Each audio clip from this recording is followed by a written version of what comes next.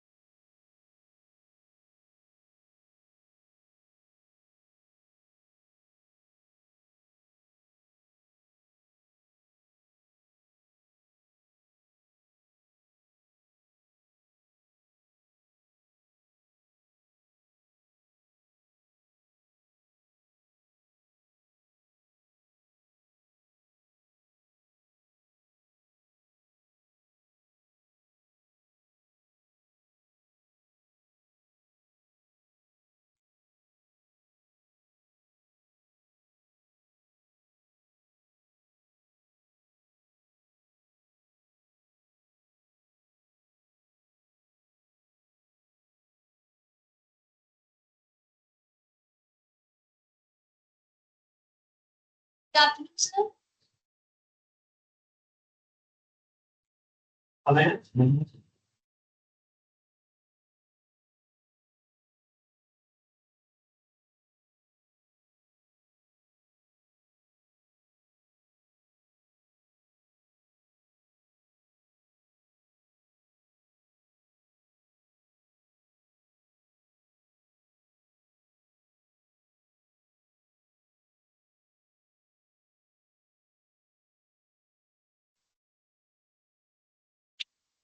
Good afternoon, sir. Am I audible, sir?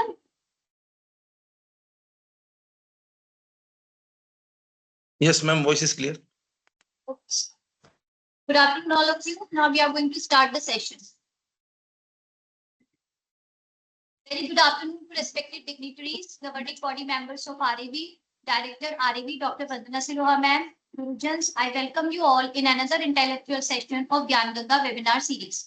Today's guest speaker is Acharya Dr. Parihar, Medical Officer in Charge, Directorate of Ayush, Government of NCT of Delhi, who has joined us today in the 223rd episode of this Knowledge Voyage. I, Dr. Garima, on behalf of RAV, welcome you all for today's session. On the onset, we would like to express our heartfelt gratitude and welcome our mentors who have always been there to guide, motivate, and encourage us for sustenance of the series. Respected Vaidya Sri Devendra Timraji, President GBRAV, respected Vaidya Sri Rajesh Koteja Sir, Secretary, Ministry of Ayush, respected Dr. Vandana Siroha Ma'am, Director RAV. Let us begin the session by seeking the blessings of Lord Dhanvantari.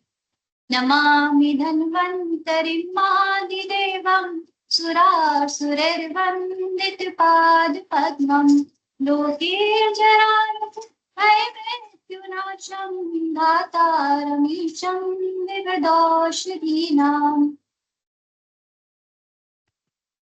Now, I would like to introduce today's expert, Dr. Rajkumar Parihar sir, who is going to throw light on the topic Integrated Approach Towards Metabolic Disorders, an Ayurvedic Perspective on Santarpanot Vikar. It is my proud privilege to welcome Dr. Rajkumar Parihar sir, a distinguished scholar and dedicated physician.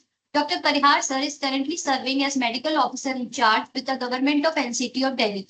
He pursued his education from the National Institute of Ayurveda, completed post-graduation in Kaya Chikitsa from the prestigious Banaras Hindu University, and is presently pursuing his PhD at NIA Jaipur. His areas of specialization include lifestyle disorders, gastroenterology, hepatology, and rheumatology. Dr. Parihar sir's excellence has been recognized with several awards, including the Jai Gurudev Award, Ayurveda Visharda Award, and Best Paper Awards from CCRS. He has contributed significantly through research, publications, and his book on Ayurvedic rheumatology. Now, I would like to invite sir to proceed with the lecture.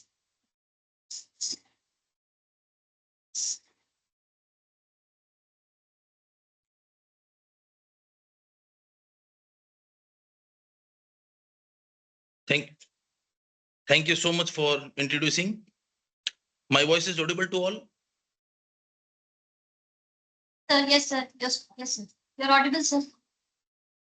Good afternoon, all of you. First of all, I'd like to thank the hosting body, Rashtriya Ayurved Vidyapeeth, for inviting me in this Gyan Ganga lecture series. which is going on the weekly basis. First of all, I like to thank and pay my sincere pranam to all the dignitaries, all the knowledgeable professionals, scholars in this Gyan Ganga series, which are linked today. I am very fortunate to produce my clinical experiences, which I have been conducting from last so many years in the clinical field of Ayurveda, which today I like to share in front of you all. Today, the discussion topic of mine will be integrated approach towards metabolic disorders, which are prevailing in our society. Let me share the slide in front of you and we'll start.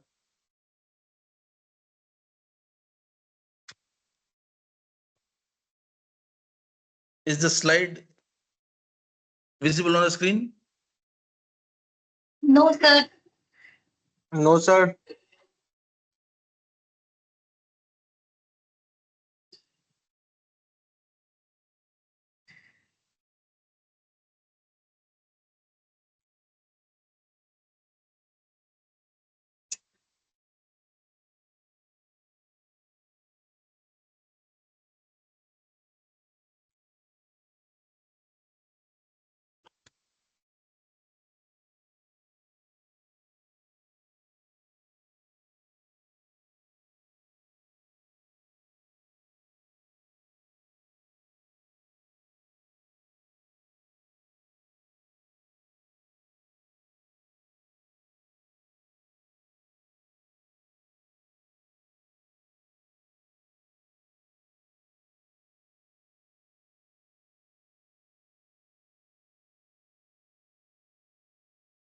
Now the screen is visible.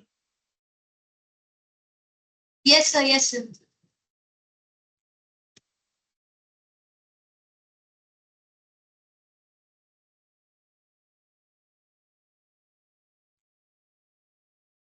Okay, let's start. First of all, I like to thank RV for making this webinar series a success and inviting me as a guest speaker out there in this lecture series. Secondly, I pay my sincere pranam to all the dignitaries out there in this webinar series and all the skillful scholars to have this lecture in front of you. Now we will start the topic of the day, integrated approach towards metabolic disorders and Ayurvedic perspective on Santarpanot Vyadhi as per Charak Acharya and many other classical Ayurvedic texts written as per the upcoming scenarios. Let's start Santarpanot Vyadhi. Anything which uplifts kapha kleda meda in the body is called santarpanottha विकार.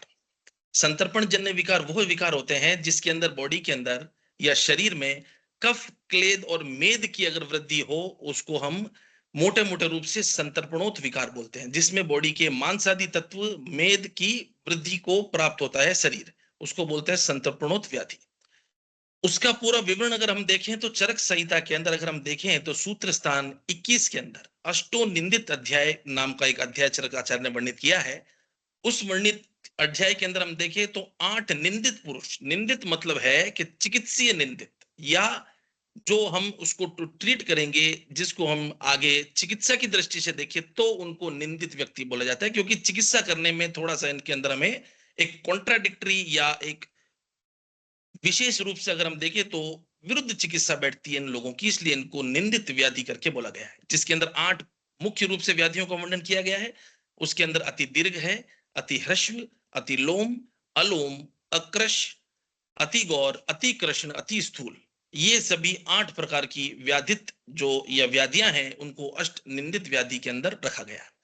अब अगर हम देखें तो चरक आचार्य आयुर्वेद के अनुसार इन सभी व्याधियों को एक बड़े अम्ब्रेला के अंदर रखा गया है, जिसके अंदर हम मेटाबॉलिक डिजीज भी देखते हैं और इसके अंदर हम एंडोक्राइनल डिसऑर्डर्स भी देखते हैं.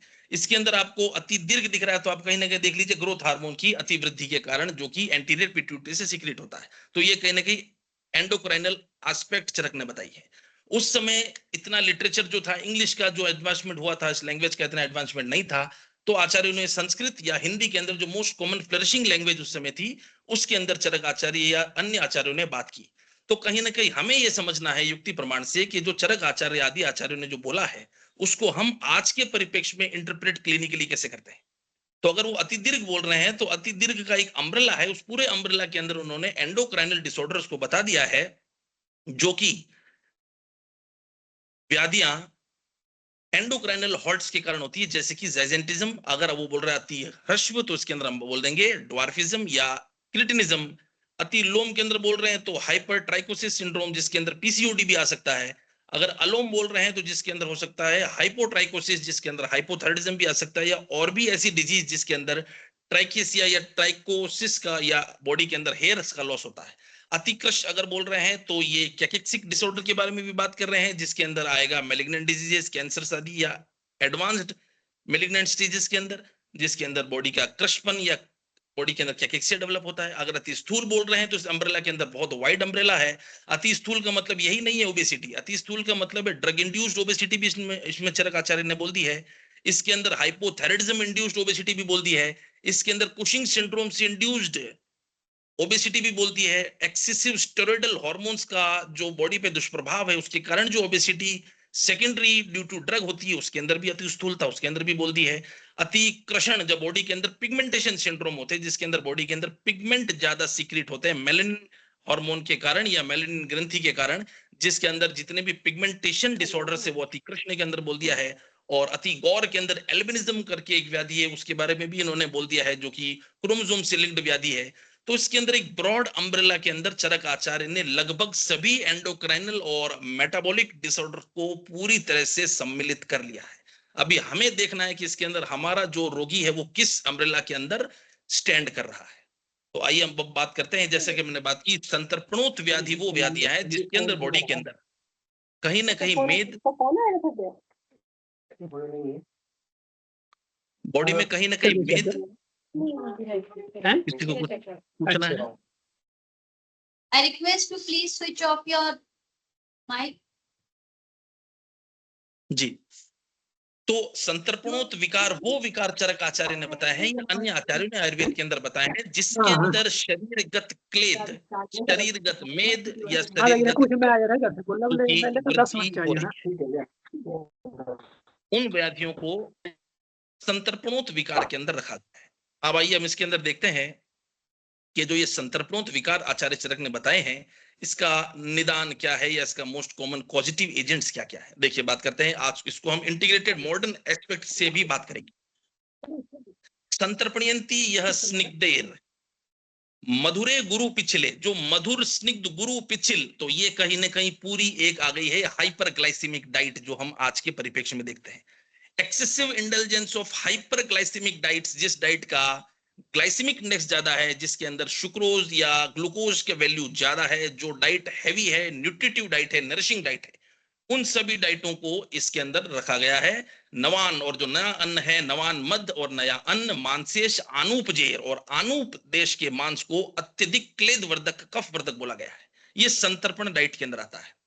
आगे बात करें, गोरसेर्स गौड़कश्च अन्यश्च पेस्टिकेश क्षति मात्रश्च, गुड़ आदि विकृतियां, जिसके अंदर जैगरी से बनी हुई चीजें, गुड़ से बनी हुई चीजें, और गोरस बोले तो गाय के रस, बोले तो गोरस मतलब गाय के क्षीर, तो गाय के रस या गाय का क्षीर से अगर जो चीज बनती है, या जो विकृतियां या जो वस्तुएं डेयरी प्रोडक्ट्स जिसको हम बोलते हैं, कुछ कुछ को छोड़कर आगे हम बात करेंगे, जैसा कि घृत हुआ, जैसे कि नवनीत हुआ, जैसा कि कुर्चिका हुआ, किलाट हुआ, ये सब बड़ी गुरु वस्तुएं हैं। ये सब संतर्पणोत विकार को कॉज करने के अंदर प्रभाव डालते हैं। आगे हम बात करें, चेष्टा द्वेषी, जो व्यक्ति सेडेंटरी लाइफस्टाइल, सीधा सीधा लिखा है चेष्टा द्वेषी। और अगर हम बात करें कि रस दुष्टि की, अगर हम निदान की बात करें, तो वहां लिखा आता है चिंतकेर अति चिंतने, तो जो ज्यादा चिंतन या अति चिंतन करता है उसकी रस दुष्टि हो जाती है। और अगर रस दुष्टि होती है तो रस ही जो है वो निमित्त होता है धातु की वृद्धि और क्षय के लिए। तो धातु की वृद्धि क्षय अगर बॉडी में हो रही है, या जो आहार से जो रस बन रहा है वो अगर प्राकृत रस बनेगा तो शरीर का व्रहण होगा, और अगर प्राकृत रस नहीं बनता है तो शरीर का धीरे धीरे उत्तरोत्तर क्षय होता है। तो अगर बॉडी के अंदर हम चेष्टा नहीं कर रहे हैं तो ये कहीं ना कहीं सेडेंटरी लाइफस्टाइल है। ये भी बॉडी में ग्लाइसीमिक इंडेक्स को या ग्लाइसीमिया को रेज करता है, बॉडी का शुगर लेवल को या बॉडी की क्लेद मेद कफ को बढ़ाता है, चेष्टा का न होना। दीवा स्वप्न, और जो दिन में शयन करते हैं, आपने पढ़ा होगा या शास्त्रों के अंदर भी लिखा है, दीवा स्वप्न जो होता है वो व्रणीय होता है, बॉडी के अंदर व्रण क्रम करता है, कफ और पित्त को बढ़ाता है। और आगे लिखा है सैया सुखे, और सुख सैया पर सोना ये भी कफ को बढ़ाएगा और कफ के कारण धीरे धीरे संतर्पणोत व्याधि का जन्म हो जाएगा।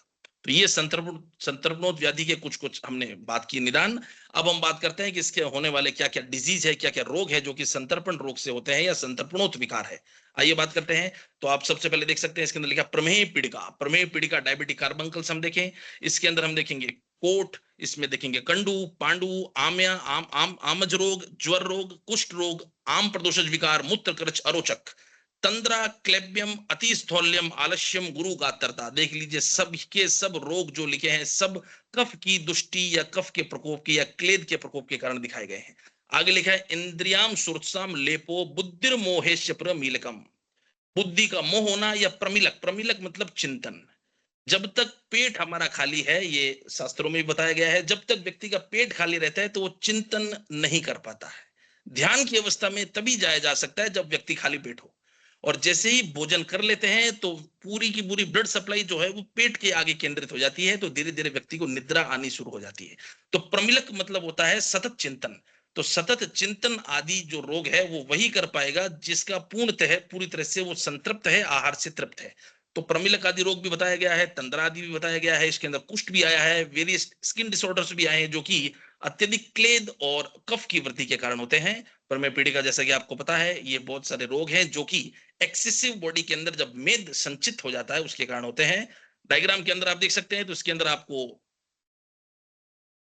एडेमेटिस बाइलेटरल एडेमा भी दिखेगा, इसके अंदर आपको ऊजिंग वीपिंग एक्जिमा भी दिख रहा है, इसके अंदर आपको स्थौल्यजन्य व्यक्ति की भी एक आपको पिक्चर दिख रही है, और एक गाउट के अंदर भी आपको इसके अंदर एक फोटो दिख रही है जिसके अंदर हाइपर यूरिसेमिया के कारण गाउट जो है वो भी संतर्पणोत व्याधि है। जिस भी विकार के अंदर बॉडी में क्लेद बढ़ रहा है, क्लेद मतलब है ग्लूकोज, क्लेद मतलब है यूरिक एसिड, क्लेद मतलब है बिलिरुबिन, तो ये जिस भी बॉडी के अंदर जहां पर ज्यादा स्त्रवित हो रहा है, ज्यादा निकल रहा है, इसका मतलब बॉडी संतर्पण को प्राप्त हो रही है। और आपने एक वातरक्त की संप्राप्ति के अंदर पढ़ा भी होगा, वातरक्त के अंदर क्लियर कट ये वर्णन आया है चरक के अंदर कि वहां पर लिखा है मिष्टान च अति भोजनम, सुकुमाराम प्रायश मिष्टान अति भोजनम। तो ये मिष्टान अपने आप को बता रहा है कि ये वातरक्त भी कहीं ना कहीं एक मेटाबॉलिक डिजीज है, प्यूरिन मेटाबॉलिज्म के हैम्पर से होने वाली डिजीज है जिसके अंदर यूरिक एसिड नाम का क्लेद बॉडी के अंदर संचित होता है। नेक्स्ट हम बात करते हैं। अब देखिए इसके अंदर बहुत सुंदर एक डेफिनेशन आई है चरक के अंदर, अगर आप देखें तो चरक सूत्र 21 के अंदर अति स्थूल की डेफिनेशन आई है। तो अति स्थूल को देखिए उन्होंने कितना सिम्टोमेटिकली कितना अच्छा एक्सप्लेन किया है। उस जमाने के अंदर अल्ट्रासाउंड या सीटी स्कैन या पेट स्कैन या बड़े बड़े फाइब्रो स्कैन, इतने बड़ी बड़ी जांचें या उस समय इतनी डायग्नोस्टिक जांचें नहीं हुआ करती थी, बायोकेमिकल मार्कर्स नहीं हुआ करते थे। उस समय बॉडी के फिनोमेना को देखते हुए, बॉडी को ऑब्जर्व करते हुए इतना सुंदर विवरण चरक आचार्य ने दिया 21वें चैप्टर में स्थूल के लिए, जिसको हम देखकर बता सकते हैं कि इन लक्षणों को अगर हम बॉडी पे देखें तो क्लियर कट आप बोल सकते हो कि पेशेंट के अंदर हो सकता है, इसके अंदर बॉडी के अंदर अगर उसके अंदर स्थूलता आ रही है तो इसके अंदर क्लेद की भी वृद्धि होगी, मांस की भी वृद्धि होगी, मेद की भी वृद्धि होगी। इस कारण से उस व्यक्ति के अंदर अगर हम आज के परिप्रेक्ष्य में इन लक्षणों को देखकर बॉडी के अंदर अगर हम बायोकेमिकल टेस्ट कराएं पेशेंट के, तो श्योरली उसके अंदर आपको क्लेद की वृद्धि जैसे hypertriglyceridemia, hypercholesterolemia, derange lipid profile, serum uric acid raised, ये सब आपको पिक्चर मिल सकती है अगर आप इन सबको लक्षणों को देखकर आप बायोकेमिकल टेस्ट कराएं। मेरे पास तो हम पेशेंट देखते हैं, कई पेशेंटों के अंदर अगर हमें लगता है कि वो उसकी बीएमआई जो है वो ज्यादा जा रही है, वो ओबेसिटी की रेंज में जा रहा है, तो आपको कहीं ना कहीं उसके अंदर सीधा मेद छपन, मेद लेखन या धातु शोषकर क्रियाएं स्टार्ट करवा देनी चाहिए। पक्का उसका कहीं ना कहीं लिपिड डिरेंज मिलेगा आपको, कहीं ना कहीं उसके लिवर के अंदर फैटी एक्यूमुलेशन मिलेगा। ये आपको समझ के ही चिकित्सा स्टार्ट कर देनी चाहिए। युक्तिवत चिकित्सक वही है, युक्तिवत क्लिनिशियन वही है जो बिना या बहुत कम बायोकेमिकल टेस्ट से रोगी के रोग का निदान कर ले। देखिए क्या लिखा है, बड़ा सुंदर, हम इसको देखते हैं। मेद मांस अति वृद्धश्चलस्फिक गुदरस्तन है। जिस अब देखिए चरक आचार्य ने कितना शानदार इसका ऑब्जर्वेशन किया होगा। जिस व्यक्ति के अंदर मेद मांस की अगर वृद्धि है तो उस व्यक्ति के अंदर स्फिक गुद, उदर और तन, तो स्तन हुआ उसका, उसका स्फिक प्रदेश हुआ, उसका उदर प्रदेश हुआ, उसका गुह्य प्रदेश हुआ, इन सभी प्रदेशों के अंदर अत्यधिक चलता मिलेगी, मूवमेंट मिलेंगे। नॉर्मल मूवमेंट तो सबके होते हैं, लेकिन इन प्रदेश में अगर स्थूलता जन्य मेद, क्लेद और मांस की वृद्धि है तो आपको डेफिनेटली उस पेशेंट के अंदर ये सभी चीजें ज्यादा मिलती हुई या ज्यादा मूवमेंट करती हुई मिलेगी। उसी समय उस पेशेंट को आप संतर्पणोत व्याधि के अंदर कैटेगराइज करिए और डायरेक्ट उसके अंदर संतर्पण जन्य विकार की चिकित्सा स्टार्ट कर दीजिए, आपको उसके अंदर क्लेद मिलेगा ही मिलेगा। अगर आप सपोर्ट में बायोकेमिकल एग्जामिनेशन कराना चाहें तो आप लिपिड प्रोफाइल करा सकते हैं, सीरम यूरिक एसिड करा सकते हैं। डेफिनेटली कहीं ना कहीं अपने थ्रेशोल्ड वैल्यू से वो ज्यादा मिलेगा ही मिलेगा। अतः उपचहो उत्साहो, जिसके अंदर उत्साह का हानि हो, जिसमें उत्साह ज्यादा नहीं हो, ज्यादा वो दौड़ भाग आदि उत्साह आदि कार्य को नहीं कर सकता, नरो अति स्थूल उच्यते, उस नर को अति स्थूल बोलते हैं। तो ये क्लियर कट चरक आचार्य ने बताया है, जिसको हम देख कर ही, अगर आपके पास कोई बीएमआई रेज्ड पेशेंट आ रहा है तो उसको आप अगर एग्जामिन करेंगे, देखेंगे तो कहीं ना कहीं फैटी लीवर के अंदर वो आपको जाता नजर आएगा, तो आप उसके अंदर उसके अकॉर्डिंग चिकित्सा कर सकते हैं। तो ये कुछ कॉम्प्लिकेशन बताए हैं, कुछ इसके अंदर उपद्रव हैं जो कि ज्यादा मेदस्वी व्यक्तियों में या जिसकी ग्लाइसेमिक इंडेक्स ज्यादा है, जो फूड जो वो खाते हैं उनके कारण, या जिसके बॉडी के अंदर बीएमआई ज्यादा है तो उसके अंदर ही कॉम्प्लिकेशन देखने को मिलेंगे, जो कि लगभग सभी स्थौल्यजन्य संतर्पणोत विकारों में देखने को मिलते हैं। अति स्थूल को मन देखें तो उसके अंदर उसका आयुष्य मिलेगा, उसके जवो अपरोधो मिलेगी, उसमें कृच्छ विवाहिता का लक्षण मिलेगा, उसके अंदर दौर्बल्य मिलेगा, दुर्गंध मिलेगा, स्वेद का ज्यादा प्रवर्तन मिलेगा, अच्युत पिपाशा का वो सहन नहीं कर पाएगा। और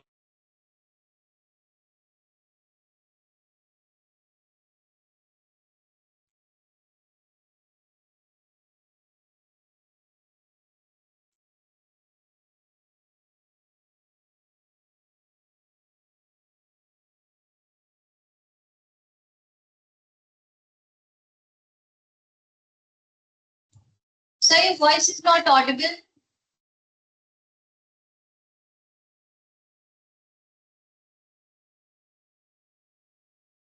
Sir, are you there?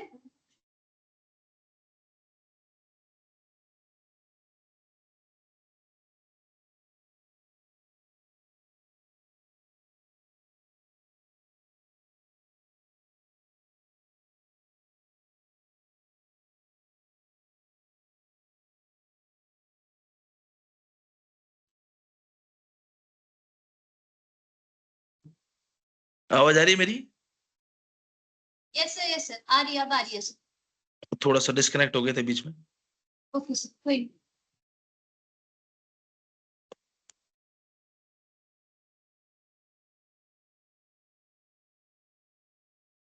Screen भी दिख रही है आपको? सबको स्क्रीन शेयर हो रही है? नहीं हो रही है sir. जी, चलिए कंटिन्यू करते हैं। तो अति स्थूल के अंदर हमने जो कॉम्प्लिकेशन देखे तो वो डायबिटीज टाइप 2 के लिए प्रोन होते हैं। डिसलिपिडेमिया की तरफ मैंने जो आपको बताया, शरीर क्लेद है ये, उसके लिए प्रोन होंगे। कैंसर का रिस्क होगा, कोलोरेक्टल कैंसर उसमें ज्यादा होते हैं रिस्क। मूड डिसऑर्डर्स उनमें ज्यादा होंगे। हेल्थ डिजीज या हार्ट की डिजीज जो है वो हेल्थ प्रोन डिजीज उनके अंदर ज्यादा होगी। रिप्रोडक्टिव डिसऑर्डर से वो पीड़ित रहेंगे। लिवर डिजीज उनके अंदर ज्यादा होगी। हाइपरटेंशन से वो ग्रसित हो सकते हैं। ये कॉम्प्लिकेशन है अति स्थूलता जन्य जितने भी मेदोज या जितने भी क्लेदज संतर्पणोत विकार है। अब आज के परिप्रेक्ष्य में हम देखते हैं सबसे ज्यादा नीड ऑफ टाइम अगर डिजीज Sorry देखें। sir. Sir, आपकी स्लाइड विजिबल नहीं हो रही है.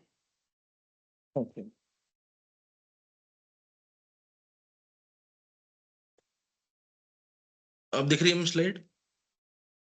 नहीं सर, अभी नहीं आ रही.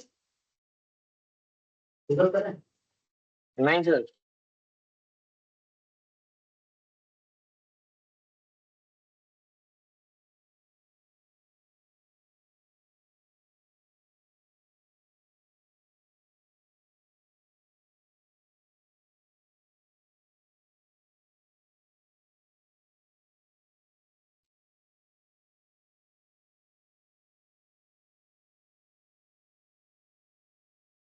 Now visible ma'am? No sir, not yet. Slide share तो है मेरी तरफ से, तो चल रहा है। सर अभी दिखाई नहीं दे रहा है सर.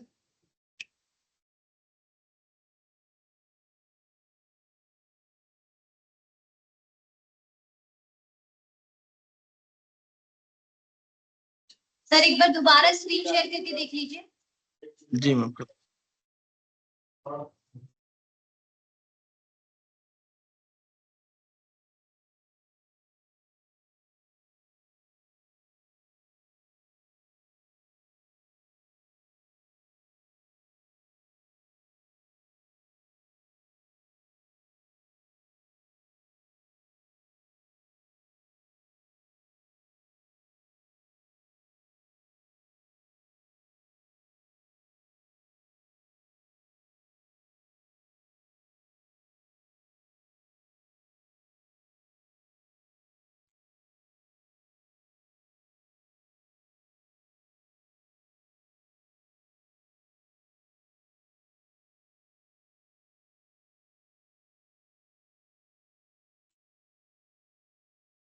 शेयर तो मैम यहाँ से तो मेरी एक्टिव है, नहीं दिख रही स्क्रीन? नहीं सर, अभी दिख नहीं रही, हम इधर से शेयर करके देखते हैं सर। जी।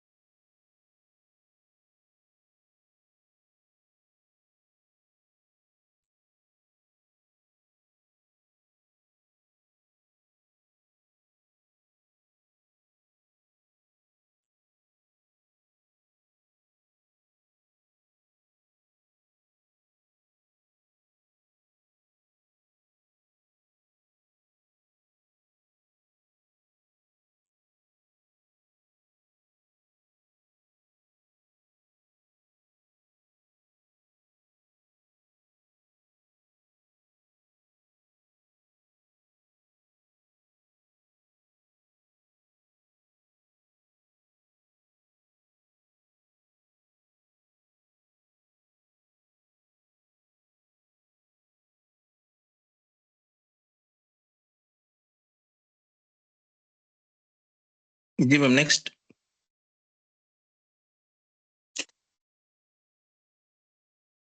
नेक्स्ट फैटी लिवर के ऊपर है जी, बस। Okay ma'am, is my voice is clear to all of you? Yes sir. Okay, तो हम बात करें फैटी लिवर के ऊपर, बात करते हैं फैटी स्टीटोसिस ऑफ लिवर, जो कि आज के परिप्रेक्ष्य के अंदर हर तीसरे या चौथे व्यक्ति इससे ग्रसित है कहीं ना कहीं। संतर्पणोत व्याधि है, इनिशियल स्टेज के अंदर ये फैटी लिवर के रूप में हमें परिलक्षित होती है, दिखती है। स्टीलेट सेल्स बॉडी के अंदर होते हैं, जो कि धीरे धीरे जाके कोरोजन करते हुए धीरे धीरे बॉडी के अंदर क्रॉनिक चेंजेस लाते हुए जो पूरे लिवर का इकोटेक्चर है उसको चेंज करते हुए धीरे धीरे सिरोज या सिरोसिस ऑफ लिवर के अंदर इस डिजीज को लैंड डाउन करते हैं। तो हम पहले बात कर रहे हैं फैटी लिवर के बारे में। तो लिवर हेल्दी जब रहता है, जब बॉडी के अंदर कायाग्नि जब ठीक रहती है, तो बॉडी के अंदर जठराग्नि भी ठीक रहेगी, बॉडी की धातवाग्नि भी ठीक रहेगी, जिसके कारण उत्तरोत्तर धातुओं का निर्माण और धातुओं की जो परंपराएं हैं वो मेंटेन रहती है। लेकिन जब धीरे धीरे व्यक्ति अत्यधिक संतर्पणोत डाइट, अत्यधिक हाई ग्लाइसेमिक इंडेक्स डाइट, ये आज के परिप्रेक्ष्य के अंदर फास्ट फूड्स आदि का जब सेवन ज्यादा करते हैं, तो बॉडी के अंदर क्या होता है, धीरे धीरे फैटी एक्यूमुलेशन होना शुरू होता है लिवर के अंदर, जिसको हम बोलते हैं फैटी स्टीटोसिस। अब ये इस बॉडी को अंदर अगर हमने ज्यादा देर तक या लॉन्ग टर्म इस चीजों का यूज किया या ज्यादा हम इनको खाते रहे, तो बॉडी के अंदर धीरे धीरे बॉडी के अंदर लिवर के अंदर धीरे धीरे फैट एक्यूमुलेशन होना शुरू होता है, और जो कि लास्ट के अंदर क्रोनिक इन्फ्लेमेशन करते हुए लिवर सिरोसिस के अंदर कन्वर्ट हो जाता है। तो फैटी लिवर के अंदर आप हिस्टोलॉजी देख रहे होंगे, तो इस हिस्टोलॉजी के अंदर आपको बड़े बड़े ग्लोब्यूल्स दिख रहे हैं, ये सब कहीं ना कहीं कफ की अवस्था है, कफ की संचित अवस्था है।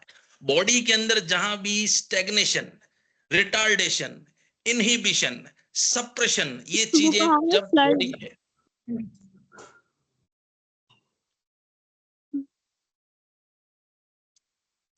स्लाइड क्यों नहीं आ रही इनकी?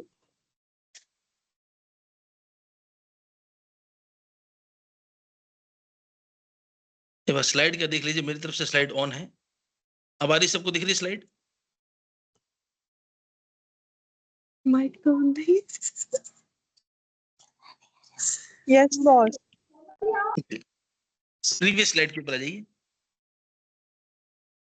लिवर की हिस्टोलॉजी वाली स्लाइड पर आइए, प्रीवियस स्लाइड।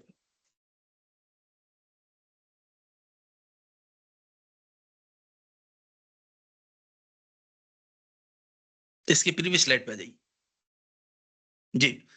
आप देख रहे होंगे स्क्रीन के ऊपर आपको लिवर की हिस्टोलॉजी दिख रही है, जिसके अंदर हेपेटोसाइट्स दिख रहे हैं आपको। उस हेपेटोसाइट्स के अंदर देखिए आपको बड़े बड़े फैटी ग्लोब्यूल्स दिख रहे हैं। ये कुछ ना कुछ आपको जो बड़े बड़े मोटे फैटी ग्लोब्यूल्स नामक ये आपके सामने आपको दिख रहे हैं, ये कुछ नहीं है, फैट का एक्यूमुलेशन है हेपेटोसाइट्स के अंदर।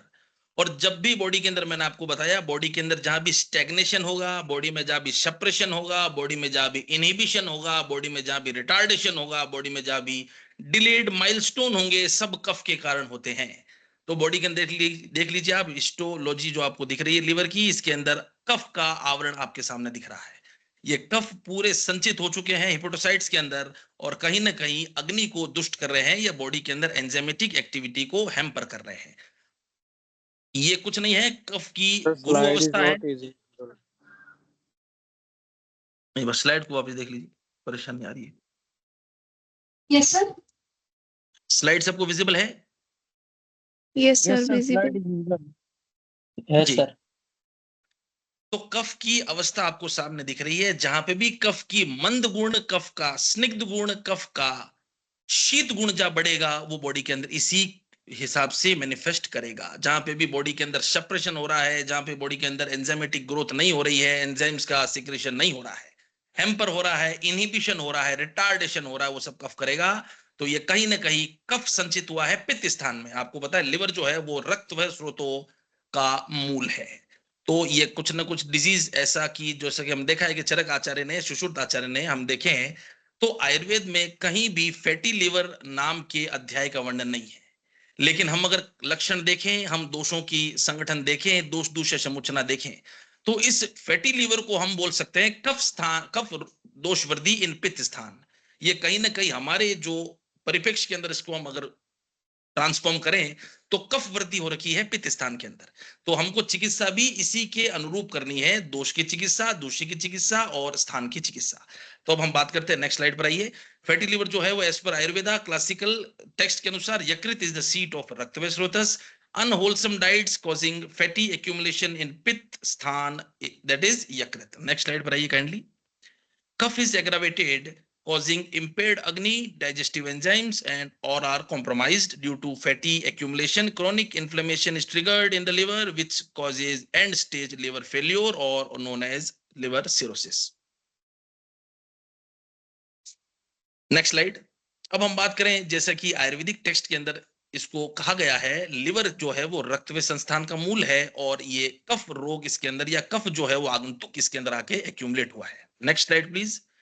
तो कफ वृद्धि इन पित्त स्थान इज द पैथोजेनेसिस। कफ मेदो लेखन चिकित्सा should be done here. Target organ is यकृत, is to be operated having औषध penetrating to the liver and to act upon it. Slowly the inflammation is subsided, pacified by कफ मेद हर चिकित्सा। तो इसके अंदर आपको करना क्या है, कफ मेद नाशक चिकित्सा करनी है, वो चिकित्सा जिसके अंदर छपन हो, लेखन हो, शोषण हो और कफ मेद क्लेद का नाश हो। तो आइए देखते हैं। तो वो ड्रग जिसके जो लघु हो, रुक्ष हो, खर हो, कटु तिक्त कषाय हो, कटु विपाक हो, कटु रस हो, उष्ण वीर्य हो और कफ मेदो वीर लेखन थेरेपी इसके अंदर करेंगे। बस इसके बाद में इसकी चिकित्सा हो जाती है। तो कॉमनली ड्रग जो इसके अंदर यूज होती है, जो हम काम में लेते हैं, वो है त्रिफला, कफवित शामक, त्रिकटु, वातकफ शामक, हरित की, वातकफ शामक श्रेष्ठ, वाग्भट के अनुसार।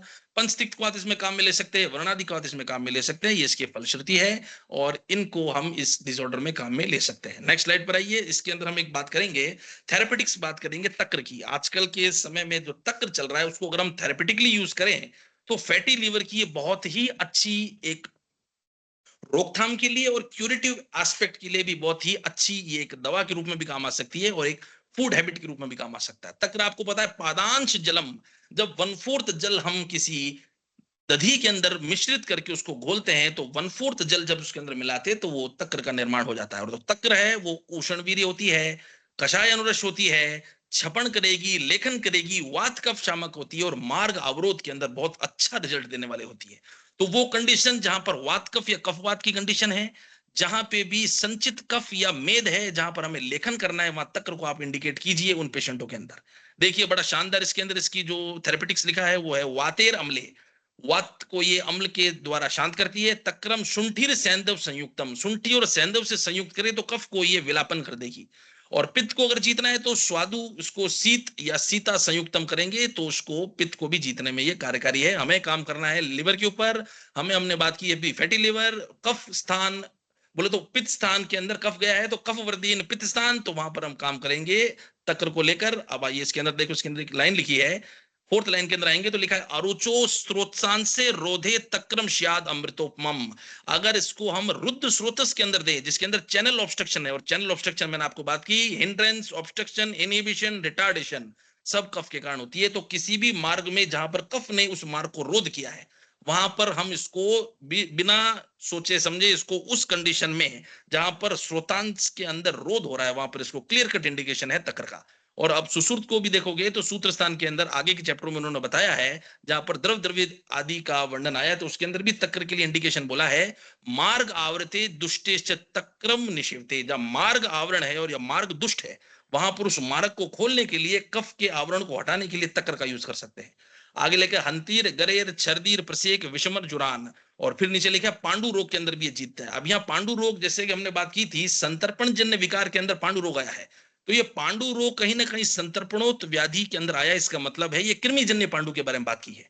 हमने देखा होगा या आपने पढ़ा है, जो कृमि जो रोग है उसका भी अगर हम मेन पॉजिटिव जो फैक्टर देखें तो कफ, मेदज, क्लेदज आहार विहार जो होते हैं वो कृमि के लिए इन्फेस्टेशन के अंदर हेल्प करते हैं। तो कृमि जैसे ही जन्म लेगा वहां पर हम अगर इन ड्रग्स को हम देंगे या तक्र का सेवन कराएंगे तो कहीं ना कहीं संतर्पण जन्य विकार को रोकेगा, और ये उसका निदान के विपरीत ड्रग है, इसलिए वो कृमि को जीतेगा। और कृमि को जितने ही जीतेगा जैसे ही, तो जितने भी पैरासिटिक इन्फेस्टेशन जन्य एनीमिया है वो सब इससे शांत हो जाते हैं। तो ये पांडु रोग को जीतता है, कृमि नाशक होता है। फिर लिखा आगे मेदो, मेद के लिए बहुत ही श्रेष्ठ ड्रग है ये, या डाइटरी सप्लीमेंट है तक्र, ये मेद का बहुत अच्छा छपन करता है। गृहिणी को अच्छा जीतने में श्रेष्ठ है ये। मूत्र गत रोगों में बगंदर में जीता। मेह लिखा है नीचे देखिए, मेह, मेह मतलब है इनिशियल स्टेज ऑफ प्रमेह, यह मेह का मतलब है कफज प्रमेह। हमेशा प्रमेह जो है वो एक हायरार्की को फॉलो करता है, सबसे पहले कफज में चेंज होगा, फिर कफज पित्तज में जाएगा, पित्तज वात में जाएगा और असाध्य हो जाएगा। तो अगर कफज कंडीशन है, शुरुआती कंडीशन है, इनिशियल प्रमेह की कंडीशन है, वहां पर तक्र को हम थेरेपेटिक रूप से दे सकते हैं, क्योंकि ये कफ मेदो छपन करता है। तो ये शुरुआती डायबिटिक मेलेटिस टाइप 2 की स्टेज में काम करता है, गुल्म, अतिसार आदि में काम करेगा। नीचे लिखा स्वित्र, ये भी एक कफज रोग है, ये भी एक संतर्पणोत रोग है। और आगे लिखा कुष्ठ शोथ, और कुष्ठ शोथ आदि के अंदर भी इसका एक्सीलेंट रिजल्ट है। और तक्र के कुछ कॉन्ट्राइंडिकेशन है, ये पित्तवर्धक होता है क्योंकि ये उष्ण विधि होता है, इसलिए दुर्बल रोगों में, उष्ण काल में, उष्ण व्यक्तियों में, मद मूर्छा संन्यास में, इन रोगों में, रक्त पित्त जन्य रोगों में जहां पर पित्त की प्रबलता, रक्त की प्रबलता है, वहां तक्र को नहीं देना है। Next slide please. तो इसको आप फैटी लीवर के अंदर दे सकते हो। और आपने यवागु अगर पढ़ी है चरक के अंदर, तो चरक के अंदर यवागु के अंदर भी लिखाया है घृत व्यापद नाशिनी तक्र सिद्धा। तो तक्र को हम अगर हमारे फूड प्रोडक्ट के साथ मिलाकर देंगे तो वो घृत व्यापद, और फैटी लीवर और कुछ नहीं है, सिर्फ घृत व्यापद है। फैटी लीवर घृत व्यापद की एक अवस्था है जिसके अंदर तक्र का एक्सीलेंट रिजल्ट है। आइए बात करते हैं आगे, गोरस जो हमने बात की थी, ये भी एक पॉजिटिव कारण है फैटी लीवर का या संतर्पणोत व्याधि का। जितने भी क्षीर हैं वो सब कफ वर्धिकर होते हैं, व्रंगणीय होते हैं, जीवनीय होते हैं, वातपित्त शामक होते हैं, कफ वर्धक होते हैं, मेद वर्धक होते हैं, क्लेद वर्धक होते हैं। लेकिन कुछ स्पीसीज का मिल्क जो है वो एक्सीलेंट रिजल्ट देता है कफज बोले तो रोगों में या मेटाबॉलिक डिजीजेज में, जैसे कि उष्ट्र का क्षीर। राजस्थान आदि एरियो में उष्ट्र का क्षीर बहुतायत मिलता है, और क्षीर के गुण देखिए आप, ऑस्ट्रम दुग्धम लघु, क्योंकि वो ड्रास्टिक समर कंडीशंस में ये एनिमल रहता है, इसीलिए इसके क्षीर के अंदर भी ग्रीष्म परिचर्या या ग्रीष्म जिसको हम देखें आहार विहार के अनुसार इसके अंदर उसकी प्रॉपर्टी आ जाएगी। देखिए ये लघु होता है, स्वादु होता है, हल्का सा लवणीय होता है, दीपनीय होता है, लवणीय है इसलिए दीपनीय है। और देखिए इसकी जो इंडिकेशन है थेरेपेटिक्स वो देखिए आप, कृमि, कृमि नाशक है तो इससे संतर्पणोत व्याधि, कृमि हटेगी तो पांडु भी हट जाएगा। कुष्ठ हमने बात की संतर्पणोत व्याधि है, कुष्ठ नाशक होता है। कफ आनाह, कफ नाशक, ये देख लीजिए। और कफ का मतलब है पूरे के पूरे वाइड रेंज ऑफ संतर्पणोत व्याधि को कवर कर लिया इसने। पूरे संतर्पणोत व्याधि के अंदर कफनाशक प्रॉपर्टीज की है। आनाहा को ट्रीट करेगा क्योंकि लवणीय रस है, और लवण क्या करता है, अधो मार्ग से मल की शुद्धि करेगा और वात का अनुलोमन करता है, इसलिए आनाहा में भी श्रेष्ठ है। शोथ के अंदर अच्छा काम करता है क्योंकि प्रोटीन कंटेंट इसका अच्छा है, दीपन है, इसलिए शोथ को भी काम में लेंगे। और उदर रोग के अंदर जो जठर में शोथ होता है उसके अंदर इसको प्राण भ्रताम कार्भम पयम बोला है। कार्भम पयम प्राण भ्रताम चरक चिकित्सा 13 के अंदर, और ये उन रोगों में श्रेष्ठ होता है। आगे हम बात करें तो दूध से निकलते वाली जो मलाई होती है संतानिका या क्षीर संतानिका, ये बलिव्रहणीय होती है, गुरु होती है, वृष्य होती है और कफ वर्धक होती है। तो ये कहीं ना कहीं फैटी लिवर या संतर्पणोत व्याधि को करने वाला होता है। और अगर हम बात करें तो दो ही ऐसी ब्रीड है एनिमल्स की या एनिमल्स हैं जिसको हम संतर्पणोत व्याधि के अंदर काम में ले सकते हैं। अगर आप लिखना चाहे तो लिख सकते हैं, एक है बकरी का दूध और एक है उष्ट्र का दूध। ये दो क्षीर ऐसे क्षीर हैं जो कि फैटी लिवर आदि संतर्पणोत विकार में हम दे सकते हैं। Next slide please. Fatty liver का मॉडर्न साइंस के अकॉर्डिंग, जो मॉडर्न साइंस ने बोला है, उनके लिए जो ट्रीटमेंट प्रोटोकॉल आई, उन्होंने बोला there is no specific treatment और मेडिकेशंस फॉर फैटी लिवर। उन्होंने डाइट प्लान को चेंज किया है, उन्होंने वेट रिडक्शन को बोला है, उन्होंने निदान परिवर्जन का बोला है, उन्होंने एक्सरसाइज का बोला है, लेकिन पिन पॉइंट ऐसी दवा नहीं बता पा रहे हैं या नहीं बोल पा रहे हैं कि जो डायरेक्ट फैटी लिवर पे काम कर रही है। और हमारे आयुर्वेद शास्त्र के अंदर एक एक रोग, एक एक दोष के अनुसार अलग अलग दवा बोली है। वात पित्त के अंदर बोला है विदार्यादि, पित्त वात के अंदर बोला है द्राक्षादि, वात कफ के अंदर बोला है अष्टवर्ग, कफ वात में बोला है, कफ वात के अंदर बोला है दशमूल गणत्रयम, और कफ पित्त के अंदर बोला है आरगवदादि, और पित्त कफ के अंदर बोला है निग्रोधादि। या इतने सारे हमारे पास, या तिक्तादि, इतने सारे दोषिक प्रोडोमिनेंस के अनुसार हमारे पास ड्रग चरक आचार्य या हमारे टेक्स्ट के अंदर लिखे हैं। तो हमें इसके अंदर मोटा मोटा रूप से जो बात बताई, कफ मेदो विमलापन चिकित्सा करनी है, कफ वृद्धि इन पित्त स्थान को देखते हुए चिकित्सा करनी है, जिसके अंदर हम कटु तिक्त कषाय उष्ण वीर्य की ड्रग काम में लेकर मेद का छप्पन लेखन करके रिजल्ट दे सकते हैं। Next slide. आपके सामने एक पेशेंट की आपको यूएसजी सामने आपको दिखाई है। ये पेशेंट डील हुआ था, लिवर डिसऑर्डर का पेशेंट है, फैटी लिवर की स्टेज के अंदर आया था, 26/11/24 का पेशेंट है, और एक ही महीने के अंदर इसका फैटी लिवर रिग्रेस होकर नॉर्मल साइज का लिवर और इकोटेक्चर भी इसका हट चुका है। ये आपकी आयुर्वेदिक चिकित्सा के कारण हुआ है। ये आप देख सकते हैं इसके अंदर बस वही ट्रीटमेंट प्रोटोकॉल, दोष को विपरीत, व्याधि विपरीत चिकित्सा की है, कफ की चिकित्सा की है पित्त स्थान को देखते हुए, और फैटी लिवर पेशेंट का रिवर्स्ड हो चुका है। तो ये सब आयुर्वेद की सुंदरता है, इसको आप करिए, इसको आप देखिए। नेक्स्ट हम बात करते हैं एक और मेटाबॉलिक सिंड्रोम के ऊपर। Next slide please. हाइपोथायराइडिज्म। ये भी हाइपोथायराइडिज्म जब बॉडी के अंदर थायराइड का मेटाबॉलिज्म हैम्पर होता है बॉडी के अंदर, ये भी एक कफ नानात्मज विकार बोल सकते हैं। चरक संहिता के अंदर कहीं लिखा नहीं है अथा तो हाइपोथायराइडिज्म नामम अध्यायम व्याख्याशाम, कहीं नहीं लिखा है, लेकिन आपको दोष के अनुसार देखना है कि ये हमारा किस अम्ब्रेला के अंदर गिरेगा। तो ये भी एक संतर्पणोत जन्य व्याधि है due to impaired कायाग्नि। T3 T4 जो बॉडी में होते हैं ये अग्नि का स्वरूप है, और ये जब बॉडी में कम होंगे, आपको पता है T3 T4 या फ्री T3 फ्री T4 या बाउंड T3 T4 जब कम होता है बॉडी में, तो ये बॉडी के अंदर अग्नि को कम करता है, और बॉडी में अग्नि तत्व कम होगा तो दिखती बात है आम की फॉर्मेशन होगी, आम बनेगा, अनडाइजेस्टेड मटेरियल बनेगा, और वहीं कहीं ना कहीं मेद क्लेद को बढ़ाएगा और टीएसएच की वृद्धि होती है इस रोग के अंदर। Hypothyroidism characterised by under active thyroid gland presents with a range of clinical features. अब देखिए इसके अंदर भी अगर आप देखिए ढंग से इसको, एक एक इसके मॉडर्न के क्लिनिकल फीचर को अपन आयुर्वेद के अंदर इसको हम ट्रांसफॉर्म करें, इसको हम समझे तो आपको क्लियर कट समझ में आएगा। देखिए इसमें आपको एक एक फीचर्स के अंदर कफ वृद्धि दिखेगी और वात वृद्धि दिखेगी, कहीं ना कहीं कफ वात वृद्धि या वात कफज रोग है हाइपोथायराइडिज्म।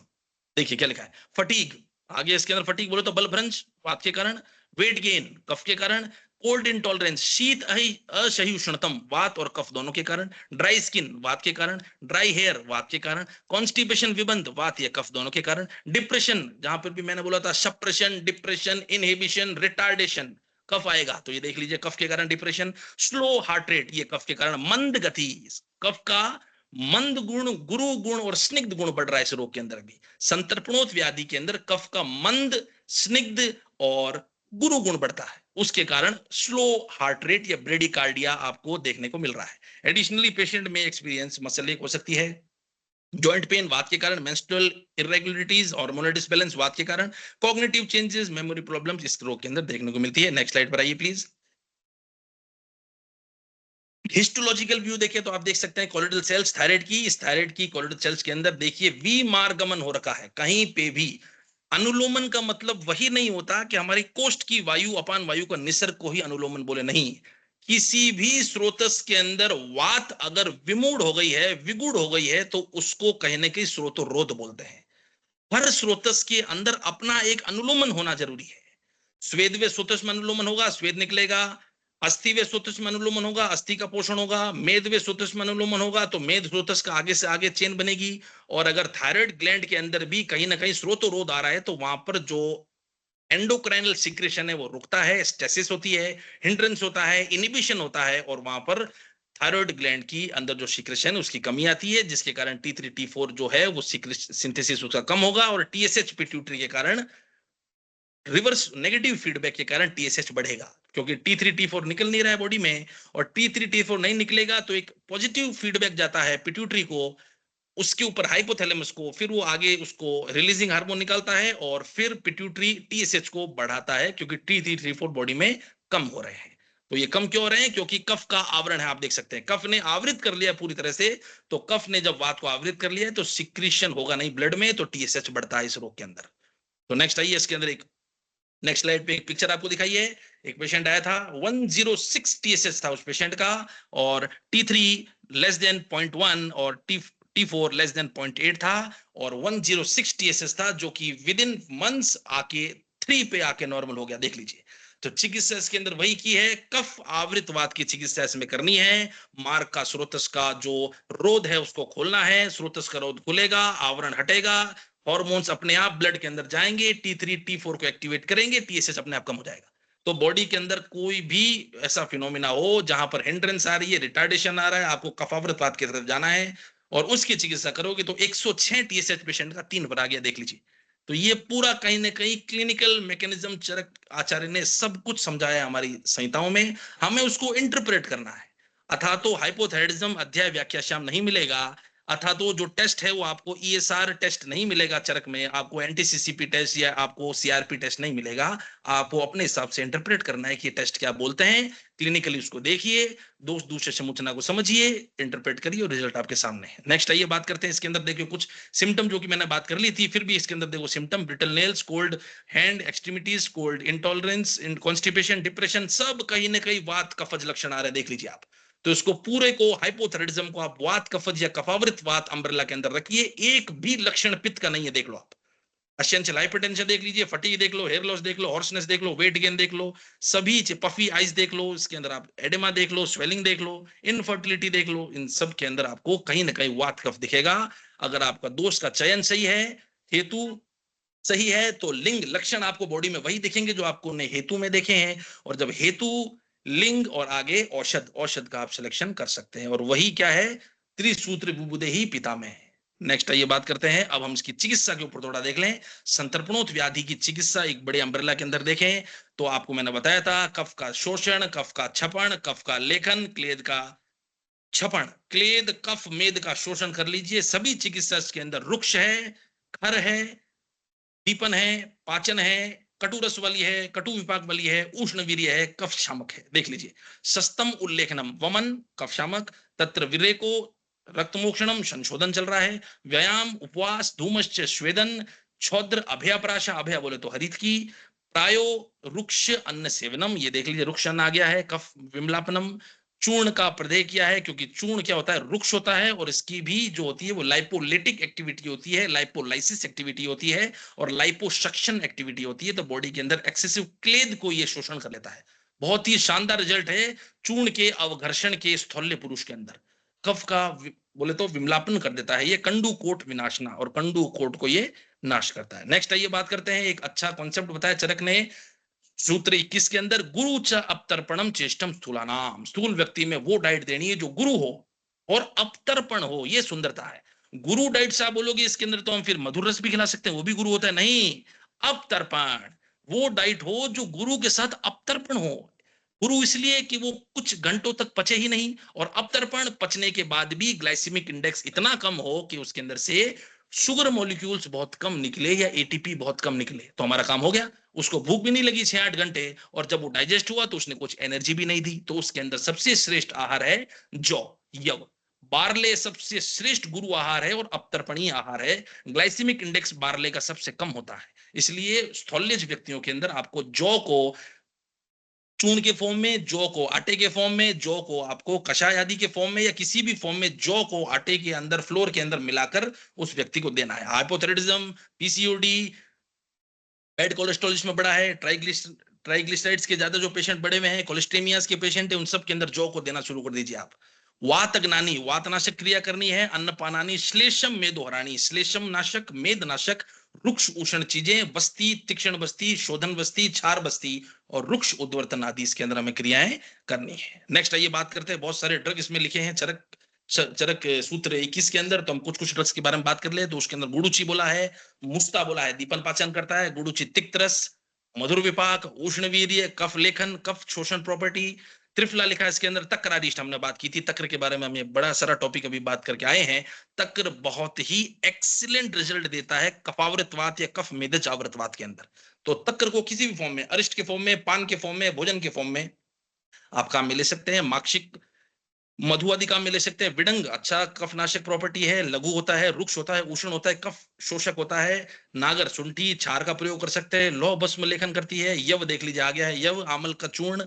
और बिल्व पंचमूल बोले तो वृहत पंचमूल वात कफ शामक होता है, बहुत एक्सीलेंट रिजल्ट है इसके। तो आप मेदोज व्यक्ति जो भी है, हाइपोथायराइडिज्म से पीड़ित हो, चाहे पीसीओडी से पीड़ित हो, चाहे कोलेस्ट्रॉल के हाई बॉडी के अंदर लेवल से पीड़ित हो, उनके अंदर आप वृहत पंचमूल का काढ़ा दे सकते हैं, उसका भी एक्सीलेंट रिजल्ट है मेटाबॉलिक डिसऑर्डर्स के अंदर। शिलाजतु को दे सकते हो, उसके अंदर कोद्रव आया है, और कोद्रव आपको पता है विकासी द्रव्य होता है, कफ नाशक द्रव्य होता है, शोषक द्रव्य होता है। दालों के अंदर मूंग की दाल और आड़की की दाल कफ पित्त शामक होती है। मूंग की दाल कफ पित्त शामक है, और आड़की की दाल, अरहर की दाल जो होती है वो कफ पित्त शामक होती है, ये दोनों दे सकते हैं। उड़द की दाल को अवॉइड करना है क्योंकि वो कफ वर्धक होती है। और आगे लेके मधुकोदक बोले तो जल के अंदर मधु को मिलाकर थोड़ा सा हॉट हल्का सा गुनगुना देना है। अरिष्टों का प्रयोग करना है। ये सब मेद, क्लेद, बिमलापन करते हैं। और व्यायाम आदि, चिंतन देखिए इसमें लिखा है सेकंड लास्ट लाइन के अंदर, आप देखिए तो चिंतनानी, जहां चिंतन आ गया वहां पर कफ मेद का लेखन अपने आप बॉडी में शुरू हो जाता है। मानसिक चिंतन जितना ज्यादा होगा उतना शरीर कश होता जाएगा। और हमने बात की थी चेष्टा नाश, जिसका चेष्टाएं या जिसकी चेष्टा कम है, सीडेंटरी लाइफस्टाइल, वो संतर्पण जन्य व्याधि को कॉज करेगा। और चिंतन जो ज्यादा करेगा उसका रस दुष्ट होगा, रस दुष्ट होने से आम दुष्ट होने से मेटाबॉलिक डिसऑर्डर्स, और उसके अंदर बॉडी धीरे धीरे कृशता को प्राप्त हो जाएगी। नेक्स्ट आइए बात करते हैं, इसके अंदर बहुत सारे ड्रग्स का मैंने कंपाइलेशन किया है जो कि कफ मेद नाशक है। इसको आप अपनी प्रैक्टिस में या पेशेंटों को देने के लिए एक्सटर्नल और इंटरनल दोनों के रूप में काम में ले सकते हैं। त्रिफला आपको पता है कफ पित्त शामक, रुक्ष होता है, कफ पित्त शामक होता है, कफ मेदज का लेखन करने वाला होता है। त्रिकटु वात कफ शामक होता है, बहुत अच्छा एक्सीलेंट, ये डाइजेस्टिव फायर को बढ़ाने वाला तत्व है जो कि डाइजेस्टिव एपिटाइट को बढ़ाता है, जिसके कारण अग्नि का प्रज्वलन, दीपन पाचन और आम का शोषण हो जाता है। पंचकोल आपको पता ही है, एरंड तेल, गुड़ूची, अग्निमंथ, शिलाजतु, कोट्टम कंचकादि चूर्ण और कोल कुलत्तादि चूर्ण एक्सटर्नल एप्लीकेशन के लिए काम में लेते हैं। जहां भी आपको मेदोज या संतर्पण जन्य व्याधि आपको दिख रही है तो उसको एक्सटर्नल अवघर्षण के लिए काम में ले सकते हैं। बिल्व फल आपको पता है वात कफ नाशक होता है। तक्र, विडंग फल, शुंठी, यवक्षार और लौह भस्म, ये सब जो है वो कुछ संतर्पणोत व्यकार को नाश करने के लिए कुछ कुछ कंपाइलेशन है। नेक्स्ट स्लाइड पर आइए। अब हम बात करें बॉडी के अंदर जो हमने बात की थी क्लेद, तो बॉडी में क्लेद को हम मॉडर्न से कैसे कोरिलेट कर सकते हैं। तो बॉडी के अंदर जितना भी एलडीएल है, बॉडी में जितना भी वीएलडीएल है, बॉडी में जितना भी ट्राइग्लिसराइड्स है, बॉडी में जितने भी फैटी जो बैड कोलेस्ट्रॉल है, वो सब बॉडी में क्लेद है। ये एक्सेसिव विकृत क्लेद है जो हमारी गुरु और संतर्पण डाइट के कारण बढ़ते हैं बॉडी में। तो जो जितना गुरु, संतर्पण, मेदोज, कफ आहार विहार खाएगा उसके अंदर क्लेद रूपी ट्राइग्लिसराइड्स बढ़ते नजर आएंगे। नेक्स्ट स्लाइड पर आइए। तो अब मैंने जो बताया इसके अंदर देखिए लिवर फंक्शन टेस्ट, इसके अंदर भी आप देखेंगे तो टोटल बिलिरुबिन, डायरेक्ट बिलिरुबिन, ये सब बॉडी के क्लेद हैं जो कि हेपेटोसाइट्स के डिग्रेडेशन के कारण बॉडी में बढ़ते हैं। जब भी आपने देखा होगा एसजीपीटी, एसजीओटी जो मार्कर्स हैं, ये भी कहीं ना कहीं बॉडी के अंदर क्लेद हैं जो बॉडी के अंदर रेज हो रहे हैं क्योंकि हेपेटोसाइट्स टूट रहे हैं। जैसे ही लिवर के सेल्स टूटेंगे, लिवर के जितने भी एंजाइम्स है वो ब्लड के अंदर आएंगे, तो एसजीओटी, एसजीपीटी हमें बड़ा मिलेगा। और बिलिरुबिन और डायरेक्ट बिलिरुबिन ये भी बॉडी के कहीं ना कहीं दुष्ट विकृत क्लेद हैं। नेक्स्ट आइए बात करते हैं केएफटी के ऊपर। तो केएफटी के ऊपर भी बॉडी के अंदर जो यूरिया है, बॉडी के अंदर जो क्रिएटिनिन है या यूरिक एसिड है, ये भी सब बॉडी के क्लेद हैं। बॉडी में जहां पे भी क्लेद की वृद्धि होगी, मांस तत्व, मेद तत्व, कफ वर्धक आहार विहार के कारण बॉडी में जहां भी स्थूल्यता या स्थूलता नजर आएगी वहां पर यूरिया भी बढ़ेगा, बॉडी में क्रिएटिनिन भी बढ़ेगा और यूरिक एसिड भी बढ़ेगा, जो कि आगे फर्दर लैंड डाउन करेगा गाउट के अंदर। तो ये यूरिक एसिड भी बॉडी का और कुछ नहीं है, सिर्फ बॉडी का क्लेद भाग है, मल भाग है। नेक्स्ट आइए बात करते हैं बॉडी के अंदर विकृत शुगर्स, जो कि fasting blood sugar, postprandial blood sugar, random blood sugar, ये भी बॉडी के अंदर कहीं ना कहीं एक्सेसिव संतर्पणोत विकार के अंदर मिलेगा। बॉडी के अंदर आपने देखा होगा, अगर बॉडी में जहां पे भी क्लेद की वृद्धि है, मेद की वृद्धि अगर आपको पेशेंट में दिख रही है, अगर पेशेंट का बीएमआई आपको 28, 29, 30 से ज्यादा दिख रहा है, तो आप डायरेक्ट उसके अंदर कफावृतवात, कफ विमलापन, कफ नाशक, मेद हर, मेद छपन की चिकित्सा स्टार्ट कर दीजिए। पक्का उसको कहीं ना कहीं डिरेंज्ड इंपेयर्ड ब्लड शुगर मिलेगा, पोस्टप्रेंडियल शुगर उसका बढ़ा हुआ मिल सकता है आपको। आपको बायोकेमिकल की तरफ जाना ही नहीं है, क्लिनिशियन वही बढ़िया है जो देखकर चिकित्सा कर ले। आपको डायरेक्ट उसके अंदर कफ मेदो छपन चिकित्सा करनी है, फैटी लिवर की चिकित्सा स्टार्ट शुरू में कर देनी है, जिसकी बॉडी वेट मॉर्बिडिटी को जा रहा है। तो ये सब आपके सामने क्लेद जहार विहार है। नेक्स्ट आइए स्लाइड के ऊपर, गाउट के ऊपर हम बात करते हैं थोड़ा सा। गाउट जो है वो हमने बात की थी, यूरिक एसिड्स या यूरेट्स के क्रिस्टल्स जो है वो जॉइंट्स के अंदर जमा होते हैं, उसके कारण गाउट होता है। तो ये गाउट भी कहीं ना कहीं एक्सेसिव क्लेद, तो ये जो यूरिक एसिड जमा हो रहा है ये भी क्लेद है। और ये अगर इसको हम और भी डीपर देखें तो ये सामपित्त है, इसको आप सामपित्त की लाइन पे ट्रीट कर लीजिए। सामपित्त की लाइन पे ट्रीट करते ही एक्सीलेंट रिजल्ट आते हैं। इसलिए बोला गया है गुड़ुची वात रखते श्रेष्ठ है, क्योंकि गुड़ुची तिक्त रस है, मधुर विपाका उष्ण वीर्य। तो तिक्त रस, मधुर विपाक, उष्ण वीर्य होने के कारण ये सामपित्त को कंट्रोल करता है। और विद इन एडमिनिस्टर करने पर अगर आपकी दोषिक प्रोडोमिनेंस जो आपने देखी वो सही है, तो उसके एक्सीलेंट रिजल्ट देखने को मिलते हैं। तो ये कहीं ना कहीं साम पित्त है। साम मतलब आम प्लस पित्त, आम मतलब क्लेद, तो क्लेद कहीं ना कहीं इसके साथ जुड़ा है, तो उसके लाइन पे ट्रीटमेंट करिए इसका। नेक्स्ट आइए बात करते हैं डायबिटीज मेलिटस का एक पेशेंट और उसकी पोस्टप्रेंडियल शुगर्स और फास्टिंग ब्लड शुगर देखिए। जब ये आए थे तो 174 इनकी फास्टिंग शुगर थी, जो कि क्लेद, बॉडी में एक्सेसिव क्लेद को ये दिखा रहा है। और ट्रीटमेंट करने के बाद 120 आ गई है फास्टिंग, और पोस्टप्रेंडियल शुगर इनकी 278 थी, चिकित्सा करने के बाद 150 की रेंज के अंदर आ गई है। तो एक्सेसिव क्लेद का छपन हमने कर दिया। शुरुआती स्टेज में पेशेंट आया था, डायबिटीज मेलिटस टाइप 2 का पेशेंट था, तो हमने बात की थी मेहम जो लिखा आया था। तो में है या प्रमेय शुरुआती स्टेज में आ रहा है, तो और कुछ नहीं है, वो रक्त के अंदर क्लेद है। High blood sugar are nothing but excess क्लेद इन रक्त। तो क्लेद इन रक्त is equal to शोफ in संधि is equal to अभिषंद in Netra is equal to आम in कोष्ठा। ये चार चीज नोट कर लीजिए। क्लेद इन रक्त is equal to अभिषंद in eyes is equal to आम in कोष्ठा is equal to शोथ in संधि। इन चारों की चिकित्सा कफ लेखन, कफ शोषण, कफ मेद विमलापनम। नेक्स्ट स्लाइड पर आइए। तो इस प्रकार से हमने ये बात की। अगली स्लाइड है, थोड़ा सा क्रियाकाल क्या कॉन्सेप्ट देख लें बस। तो क्रियाकाल के अंदर है क्या? क्रियाकाल सही काल पर सही क्रिया। क्रियाकाल हम पढ़ते हैं संचय, प्रकोप, प्रसरम, व्यक्तावस्था, स्थान संतरावस्था, व्यक्तावस्था, भेदावस्था। तो ये है कुछ नहीं, इसको एक बहुत सुंदर एग्जांपल से हम समझेंगे। एक एग्जांपल से समझेंगे क्रियाकाल है क्या। मान लो एक पेशेंट आया आपके पास जिसका एलिवेटेड शुगर, बोले तो बॉडी के अंदर यूरिक एसिड लेवल एलिवेटेड है। तो सीरम यूरिक एसिड लेवल अगर 6 मिलीग्राम पर डेसीलीटर से कॉन्स्टेंटली एलिवेटेड है, 7, 8, 8.5, 9 उसका अगर रहता है यूरिक एसिड, तो फ्यूचर में ये यूरिक एसिड किडनी से फिल्टर होते हुए धीरे धीरे रीनल इंपेयरमेंट करता हुआ यूरिक एसिड स्टोन्स बना सकता है किडनी में। तो हम आज की कंडीशन को देखते हुए व्याधि की व्यक्तावस्था, भेद अवस्था तक सोच सकते हैं कि अगर इसकी बॉडी में यूरिक एसिड ज्यादा है तो आज नहीं तो कल ये किडनी के अंदर यूरिक एसिड स्टोन्स को कॉज करेगा।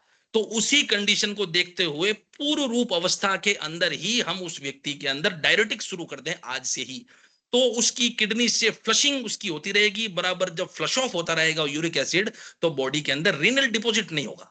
तो ये क्रियाकाल है, सही काल पर क्रिया कर देना। अगर मुझे यूरिक एसिड का काल दिख रहा है बॉडी में, तो तुरंत मैं उसके अंदर यूरिक एसिड नाशक डायरेटिक चिकित्सा कर दूंगा, जिससे रीनल डिपॉजिट्स से मैं बच जाऊं और आगे यूरिक एसिड स्टोन में वो कन्वर्ट नहीं हो। ऐसे ही आपको हर बार हर चिकित्सा में करना है। एग्जाम्पल के रूप में, अगर एक व्यक्ति आपके पास आता है जिसका बीएमआई 30 के ऊपर है, तो फ्यूचर में वो लैंड डाउन करेगा। अगर फीमेल हुई तो पीसीओडी, मेल हुआ तो डायबिटीज मेलिटस टाइप 2। तो उसके अंदर शुरुआती स्टेज में ही वमन करवा दीजिए। कफ मेदो विमलापनम, कफ छपणम और कफ छपणम और क्लेद निवारणम।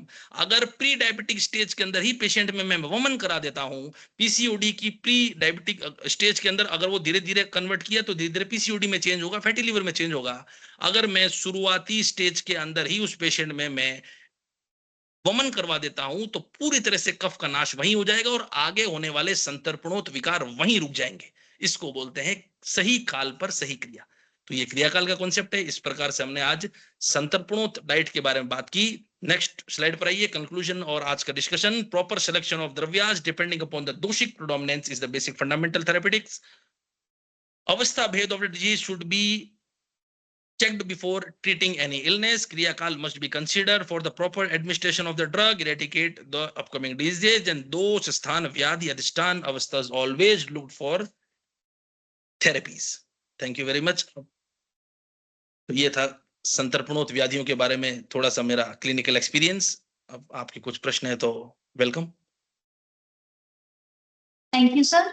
Now I request if anyone is having any doubts, you may please ask the sir.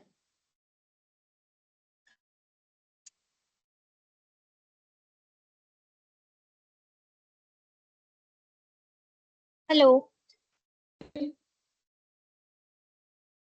Hello hello जी बताइए। Good afternoon sir. सर मेरा क्वेश्चन पैनक्रियाटाइटिस को लेके था, उस जी। चीज को अपन कैसे कोरिलेट करेंगे? पैंक्रियाटाइटिस भी दो प्रकार के हैं, क्रोनिक पैंक्रियाटाइटिस, एक्यूट पैंक्रियाटाइटिस। किसके बारे में पूछना चाहते हैं आप?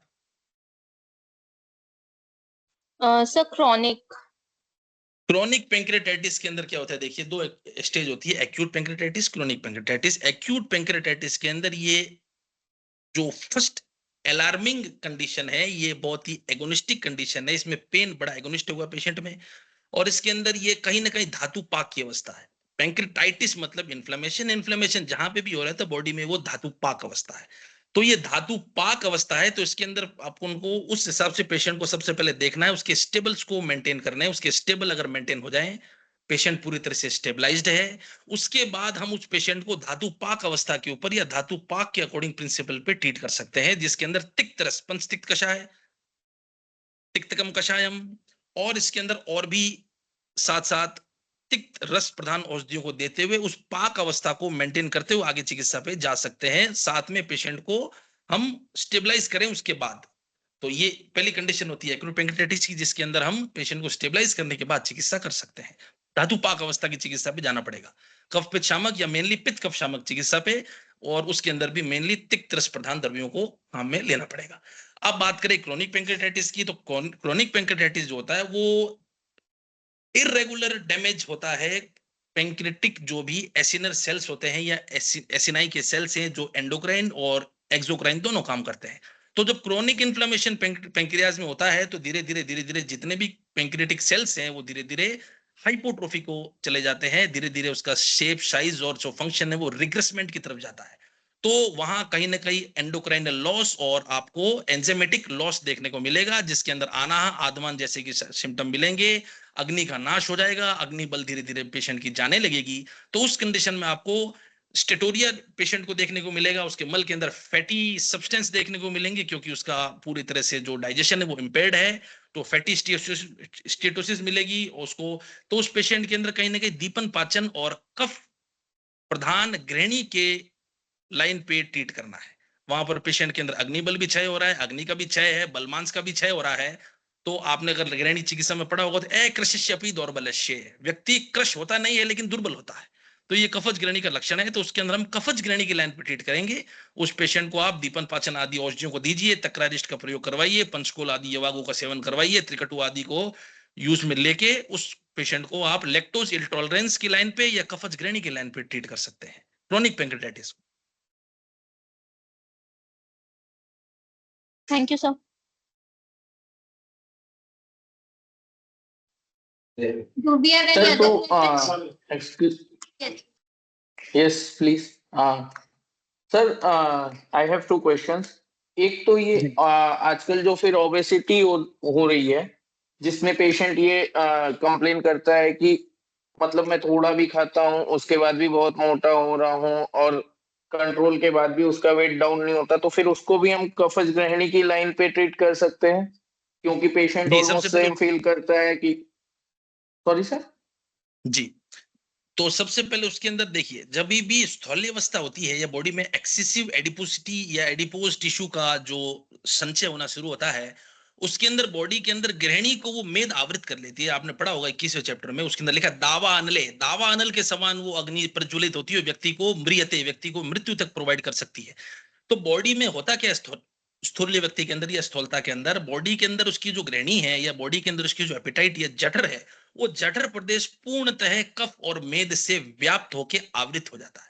इसलिए वो डायरेक्ट मेद की वृद्धि करता है, क्योंकि उत्तरोत्तर धातु का रोध हो जाता है। तो उस व्यक्ति के अंदर आपको करना क्या है, आपको उसको सबसे पहले तो जो हाई ग्लाइसेमिक इंडेक्स डाइट है उसको रोकना है, अत्यधिक संतर्पण मेद विहार या कफज आहार विहार को रोकना है, पहली चीज। दूसरी चीज, उसके अंदर नित्य संशोधन करना है, छपन करना है, लेखन करना है, मेद का मिमलापन करना है।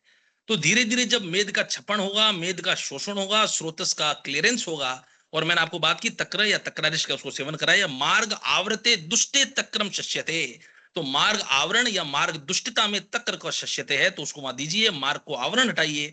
मार्ग का जब आवरण हटेगा, कफ मेद का जब शोषण हो जाएगा, कफ मेद जब क्लियर हो जाएंगे, तो धातु के अंदर एक रिदम मेंटेन होगा और धातु के अंदर उत्तरोत्तर पोषणता को प्राप्त होके शुक्र धातु तक वो चेन चली जाएगी और धीरे धीरे मेद अपने आप कम हो जाएगा। तो आपको वहां पर मार्ग आवरण, मार्ग शोषण और संशोधन बॉडी के अंदर करना है।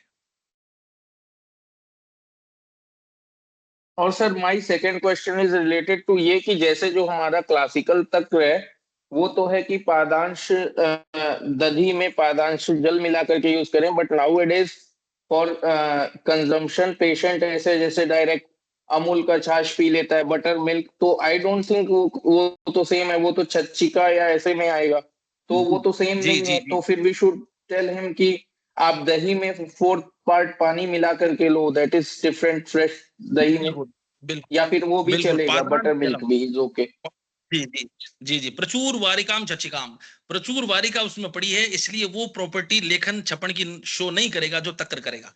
तो उसको क्लासिकल तक्र देना है, पादांश जलम वाला तक्र, वो काम करेगा मेद विमलापनम और मार्ग दुष्टि के अंदर, और वो भी सेंधवेर सुंठेर मरीच थैंक यू सिद्धा, सर। वो भी मरीच सिद्धा, क्योंकि भाव प्रकाश के अंदर लिखा है मरीचम घृत व्यापद नाशिनी, मरीच को हम देंगे तो घृत व्यापद को जीत लेता है। तो मरीच के साथ अगर तक्र को देंगे तो एक्सीलेंट रिजल्ट है फैटी लिवर के अंदर। तक्र जो है वो घृत व्यापद नाशनी, मरीच घृत व्यापद नाशनी, 1+1 एक्सीलेंट रिजल्ट देगा फैटी लिवर के अंदर। और बताइए। हाँ डॉक्टर साहब, इसमें आपने सर्वणाओं के ब्याज थैंक यू। और प्रमेय के लिए आपने तक्र बताया है ना, तक्र जी की बात जी, की है, ठीक है। सवीतम सुरा तक्रम तैलम सिरे भूतम गुरम अम्ले सुरस्थानम आलू मांसानि वर्जित, ये भाव प्रकाश कार ने लिखा है। उन्होंने प्रमेय में तत्व को वर्जन बताया है। किसमें, वापस बोलिएगा। भाव प्रकाश ने प्रमेय में, भाव प्रकाशकार ने प्रमेय में तत्व को निषेध बताया है, वर्जित बताया है, तक्र को बताया। सौवीतम सुरा तक्रम तैलम सिरे भूतम गुरम अम्ले सुरस्थानम आलू मांसानि वर्जित। जी देखिए, प्रमेय की 3 अवस्थाएं हैं। एक होता है कफज प्रमेय, जो कि initial stage diabetes mellitus type 2 के अंदर हम उसको देख सकते हैं। मॉर्बिडिटी, जिसके अंदर ओबेसिटी जन्य जो डायबिटीज शूट हुआ है बॉडी में, जो शुगर लेवल बड़े हैं, उसको हम कफज प्रमेय में डाल सकते हैं। फिर होता है पैथिक प्रमेय, जिसके अंदर इंडिको यूरिया या जिसके अंदर मूत्र के अंदर क्षार में, काल में, ये सब आपने पढ़ा होगा, जिसके अंदर मूत्रगत वो व्याधियां आती है, उसको हम पित्तस प्रमेय में डाल सकते हैं। और एक होता है प्रमेय की अवस्था मधुमेह या वातिक प्रमेय। तो 3 अवस्था है। तो कफ का जो इंडिकेशन है वो बताया गया है कफ मेदज आवृतवात के अंदर। तो जो प्रमेय की शुरुआती अवस्था है, जो प्रमेय की इनिशियल स्टेज है, बोले तो प्रमेय वहां पर ब्रॉड टर्म तो दे दिया प्रमेय, लेकिन प्रमेय मतलब डायबिटीज नहीं बोला है, वहां प्रमेय बोला है वो पैथिक प्रमेय के लिए। पैथिक प्रमेय में तक्र नहीं देना है। वो जो प्रमेय आप पढ़ रहे हैं वो पैथिक प्रमेय है, क्योंकि कहीं ना कहीं तक्र पित्त को बढ़ाएगा, क्योंकि उष्ण वीर्या, इसलिए वहां पर आपको इंडिकेशन नहीं है तक्र का। प्रमेय बोले तो कफज प्रमेय में आप दे सकते हैं, उसको आपको इंटरप्रेट करना है, वो प्रमेय पित्तज प्रमेय है। और जैसे कफ में, कफज व्याधियों में वमन की बात आपने की ना, जी तो लेकिन भैषज जरत्नावधिकार स्पष्ट लिख देते हैं कि जहां पर स्थौल है वहां पर वमन नहीं करना है। अति जी अति मात्रा विशेषाद वमन क्रियाम भुवनेन जी समग्रस्य पश्चात् और मेधस्वी परिवर्जयेत्। जी। मेधस्वी अब देखिए परिवर्जयेत् आप जो दिया उन्होंने विशेषार्थ वमन क्रियां मेधस्वी परिवर्जयेत्। जी, अब देखिए वहां पर वमन बोला है, तो वमन को भी हमें यहाँ क्या समझना है, जैसे कि वमन जो है वो अति स्थूल में, अति कृश में और प्रमेय में वमन कॉन्ट्राइंडिकेटेड बोला है।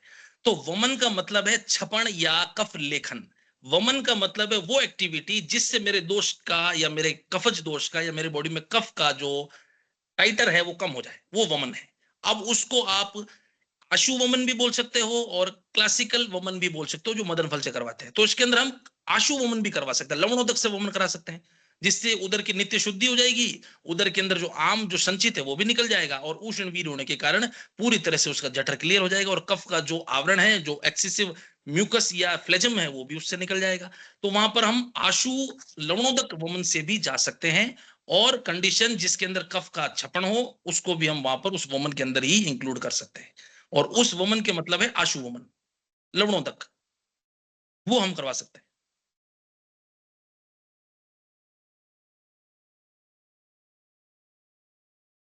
राजकुमार जी, बरियार साहब, बहुत अच्छा है, आपने विश्लेषण किया भाई, मजा आ गई, इतना सुंदर विश्लेषण किया, छात्रों को भी बहुत ही प्रेरणादायक रहा। और इसमें तो आपने सारे दोषों के सारे बहुत ही अच्छा वर्णन किया है। मैं आपको बहुत बहुत साधुवाद देता हूँ, धन्यवाद देता हूँ। बहुत दिनों बाद आपका ऐसा व्याख्यान सुनने को मिला। धन्यवाद सर, बहुत बहुत धन्यवाद। आशीर्वाद आप सभी का बना रहे, जिससे मैं और राजकुमार, बहुत आपने इतना अच्छा व्याख्यान दिया, वो भी हिंदी में दिया, बहुत सुंदर व्याख्यान दिया। एक एक चीज आपने स्पष्ट की, बाकायदे बात पित्त कफ तीनों का जो निरूपण किया, उसके लिए बहुत बहुत आपको साधुवाद है। बहुत अच्छा वर्णन किया आपने, क्योंकि उसमें प्रश्न पूछने की गुंजाइश ही नहीं है आपके किसी प्रकार की। हाँ, अगर चिकित्सा के क्षेत्र में थोड़ी आप बता सकें तो मेदो की चिकित्सा में रस चिकित्सा या कोई आपका कुछ चिकित्सा सूत्र हो, उस पर थोड़ा प्रकाश डाल दीजिए। मेदो वृद्धि पर, पैंक्रियाटिस पर, अगर कोई आपका चिकित्सा सूत्र हो जो आपने ठीक किया हो रस चिकित्सा में, क्योंकि वो तो शास्त्र तो है ही है, लेकिन हम क्या दे सकते हैं उसको अपने पैंक्रियाटिस में? कोई ऐसा है पर चिकित्सा सूत्र आपका?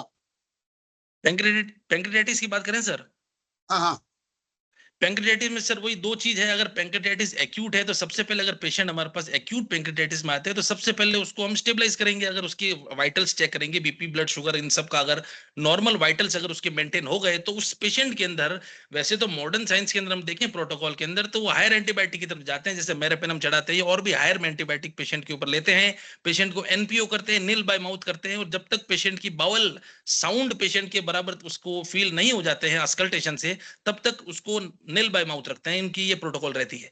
लेकिन अगर हम इसके अंदर पेशेंट को अगर उसकी अवस्था के अनुसार देखें, स्टेबलाइज पेशेंट को कर दें, तो पैंक्रेटाइटिस जो एक्यूट अवस्था में है, तो कहीं ना कहीं एक पित्त की या जो दोषों की पाक अवस्था है। दोष वहां पर क्या हुआ है, पेंक्रियाज के अंदर से, डक्ट के अंदर से जो एंजाइम्स है वो निकले हैं, वो एंजाइम्स निकलने के बाद में पेंक्रियाज ग्लैंड को अपने आप ऑटो कैटालाइसिस के अंदर डाल के पेंक्रियाज की जो ग्लैंड है उसको वो डिग्रेड कर रही है, वो एंजाइम्स बाहर जाके उसके अंदर कहीं ना कहीं क्लेद इकट्ठा कर रहे हैं। तो जहां पाक हो रहा है वहां क्लेद हो रहा है, तो क्लेद वहां पर है, पाक वहां पर हो रहा है, तो क्लेद वहां पर है, पित्त दोष वहां पर है। तो हमें वहां पर पाक की चिकित्सा करनी है, धातु पाक, और धातु पाक के अंदर सबसे श्रेष्ठ तिक्त रस को बोला गया है। तो वहां पर हमें तिक्तकम कषायम, महातिक्तकम कषायम, इनका यूज करे, वरुणादि कषायम या तिक्त रस से ओरिएंटेड गुड़ुच्यादि कषायम, वाड़ासा गुड़ुच्यादि कषायम, तो वो वहां पर क्लेद मेद को शोषण करेगा, इन्फ्लेमेशन को कम करेगा, धातु पाक को कम करेगा, और जो इन्फ्लेमेटरी कंडीशन चल रही है उसको काफी हद तक सुधारने में हेल्पफुल होता है। आपने किसी को ठीक किया डॉक्टर साहब? कोई पेशेंट आया जो आपने दे दिया हो? क्रोनिक पेंक्रियाटाइटिस के पेशेंट तो सर ऑन एन एवरेज लगभग हम डील करते हैं। एक्यूट पेंक्रियाटाइटिस के एक दो केसेस को ही देखने को करने को मिला है, लेकिन उसके अंदर उस पेशेंट का जो पेन था, उस पेशेंट के जो बर्पिंग्स थी, उसका जो डिस्टेंशन था, टेंडरनेस थी, वो काफी हद तक उस तिक्तकम कषाय में हमने चलाया था उससे कम मिली है। क्योंकि स्वेलिंग आ जाती है, उसको एसिडिटी बहुत बनती है, दर्द होता है, जब खाना खाता है तो भी दर्द महसूस करता है, जलन के साथ गैस भी होती है, आदमान भी होता है उसको। जी, तो उसको सर एक्यूट पेंक्रियाटाइटिस में तो उस लेवल पर जाएंगे, और क्रोनिक के अंदर वो जा रहा है तो हम कहीं ना कहीं उसको कफज ग्रहणी की लाइन पे ट्रीट करेंगे, मंदाग्नि की लाइन पे ट्रीट करेंगे, दीपन पाचन औषधियों की लाइन पे ट्रीट करेंगे, क्योंकि वहां कहीं ना कहीं डाइट का एब्जॉर्प्शन नहीं हो पा रहा है, मेटाबॉलिज्म नहीं हो पा रहा है, और मल के साथ में फैटी टिश्यू या फैटी जो ग्लोब्यूल्स है वो सब जा रहे हैं, तो हम उसको दीपन पाचन के रूप में कफज गिरणी पे लाइन ऑफ ट्रीटमेंट लेंगे। चलिए बहुत अच्छा। अच्छा, छाछ डॉक्टर साहब रात को दे नहीं सकते? छाछ रात को नहीं दे सकते? सुबह रात को दे नहीं सकते? छाछ का प्रयोग जो है तकरे को जो है काली मिर्च और उसके साथ। जी, वैसे रात्रि के अंदर जितने भी देखें सर, रात्रि में लगभग हमारे बॉडी के जितने भी स्रोतस होते हैं वो धीरे धीरे क्लोज या बंद होने की तरफ चले जाते हैं। तो इसलिए रात्रि के अंदर जितने भी हमारा आहार विहार हो, वो आहार विहार वैसा हो जो सुपाच्य हो, इजीली डाइजेस्टेबल हो, गुरु नहीं हो, बिल्कुल एकदम लघु हो और आराम से वो 1-2 घंटे में पच जाए। तो तक्र को जनरली रात्रि में निषेध का एज पर क्लासिकल टेक्स्ट दधी का निषेध आया है। नक्तम दधी ना भुज्जितम, रात्रि में दधी का सेवन नहीं करना है। लेकिन अगर तक्र के लिए बात करें तो वही उसके लिए इंडिकेशन, पित्तज प्रकृति नहीं होनी चाहिए, पित्तज काल नहीं होना चाहिए, हाइपर एसिडिटी नहीं होनी चाहिए, पैथिक प्रकृति नहीं होनी चाहिए, ग्रीष्म ऋतु नहीं होनी चाहिए, रक्तपित्त का पेशेंट नहीं होना चाहिए। वहां पर अगर नहीं है तो उसको देखते हुए अगर स्थौल्यज कफज पेशेंट है, मेदोज पेशेंट है, तो कहीं ना कहीं तक्र का हम यूज कर सकते हैं। वो क्रिया काल के अनुसार, रोग के अनुसार, काल के अनुसार, दोष के अनुसार।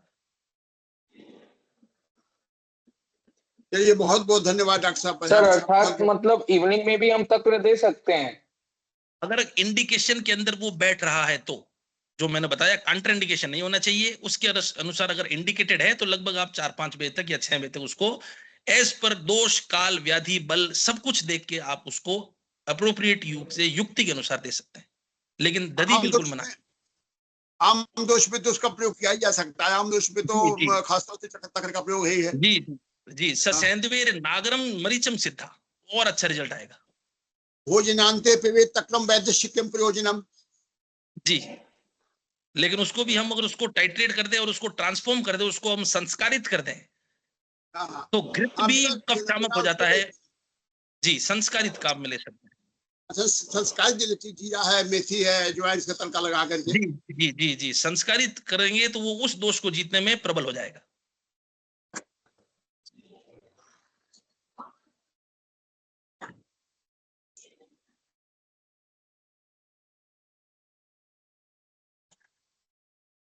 तो अभी राजकुमार जी आप प्रैक्टिस कर रहे हैं अभी ये उसमें दिल्ली राज्य में? जी जी सर। अच्छा, चलिए बहुत अच्छा। कहाँ पर बैठ रहे हैं? वही सर, सेंट्रल दिल्ली में ही है सर। अच्छा अच्छा, सेंट्रल दिल्ली में डिस्पेंसरी में। कहाँ पर है? किधर? जी सर, किधर है डिस्पेंसरी आपकी? सेंट्रल दिल्ली में डिस्पेंसरी है, वहां बैठते हैं सर, आउटडोर डिस्पेंसरी में। ठीक ठीक। Sir, I have one question. Can we go for virechen in fatty liver?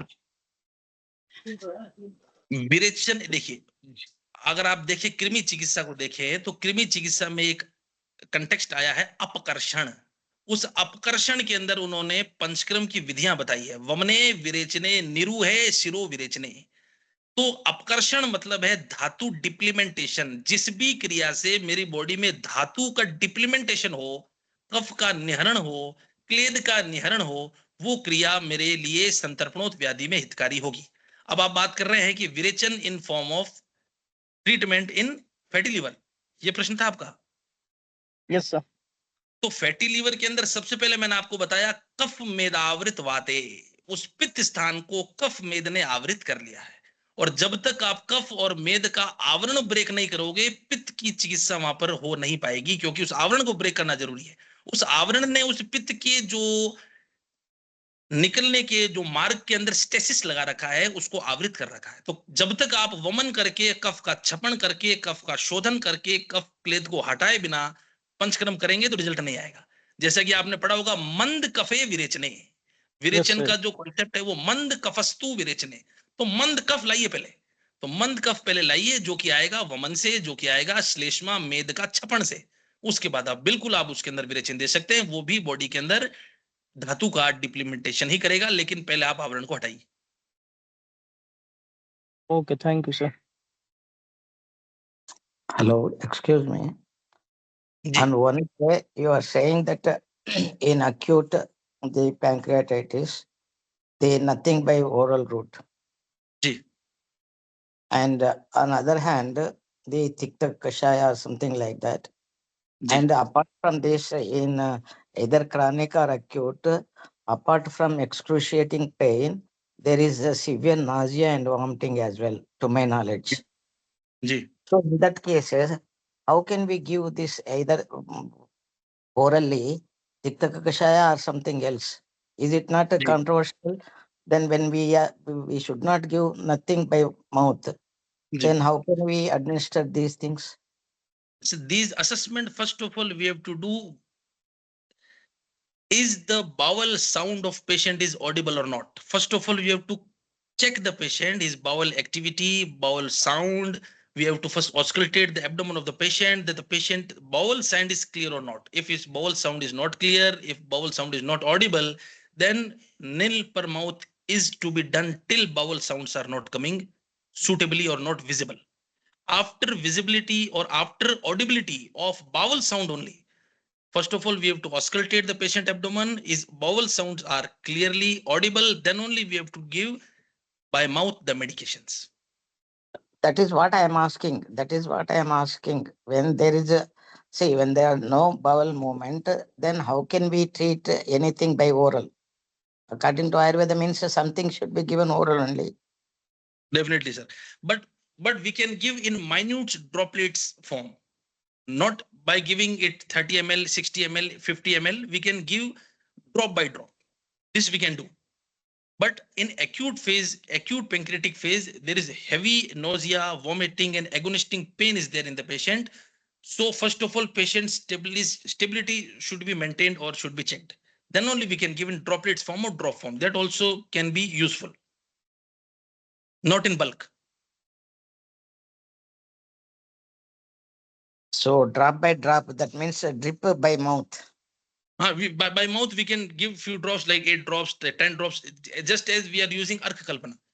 5 drops, 6 drops, 8 drops, that will go and simultaneously it will go and act by its own way. But first of all, his bowel sound should be checked. Then only we should administer the therapeutics in milliliters or 50 or 10 or 20 or 30 milliliters like that.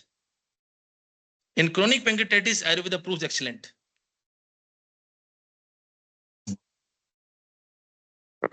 Okay, thank you. Thank you, sir. Now, on behalf of the organizing committee, I would like to thank Dr. Rajkumar Parihar sir for delivering such insightful lecture. I would like to extend my sincere gratitude to our mentor, Vaidya Devendra Tribhunaji, President GBRAB, for his continuous support, guidance, and blessings. I thank our director, Dr. Vandana Siroha ma'am, who is the guiding force for all the events at RAB. I would also like to thank Vaidya Rajesh Koteja ji, Secretary, Ministry of Ayush, for his participation and encouragement in all our endeavors. Most importantly, I would like to express heartfelt thanks to all the gurus, shishyas, and other scholars who, with their presence and active contribution, make this webinar a successful one. Last but not the least, I thank each member of the RAB organizing team who worked behind the stage to make this event successful. Thank you, sir. Rajkumar ji बहुत बहुत नमस्कार।